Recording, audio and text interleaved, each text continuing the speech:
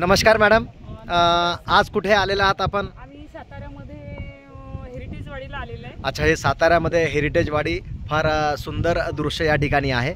आणि या ठिकाणी कशा संदर्भात तुम्ही या ठिकाणी आलेला आहात? इथे धन्वंतरी कंपनीचा LDP होता, त्याच्यामुळे आम्ही इथे आलेलो आहे. बरं, कसं वाटतं तुम्हाला या ठिकाणी आल्यानंतर? सुंदर, आणि प्रत्येक LDPला आम्हाला कुठंतरी कंपनी फिरायच्या निमित्तानं किंवा एक LDP म्हणून असे कार्यक्रम कुठंतरी खूप सुंदर त्याच्यामध्ये हे होते.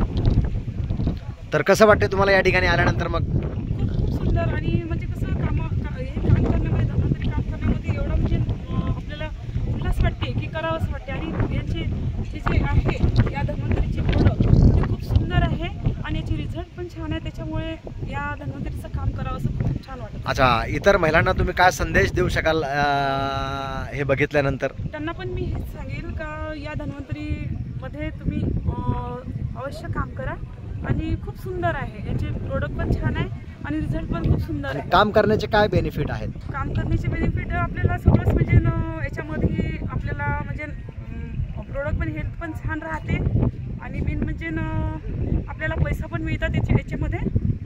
अच्छा, म्हणजे पैसे पण मिळतात या कामामध्ये. तर तुम्ही समाधानी आहात? हो, समाधानी आहे सर. तर आमच्या मॅनेजमेंटवर तुम्ही खूप म्हणजे समाधानी आहात? हो सर, आमच्या प्रोडक्टवर तुम्ही समाधानी आहात?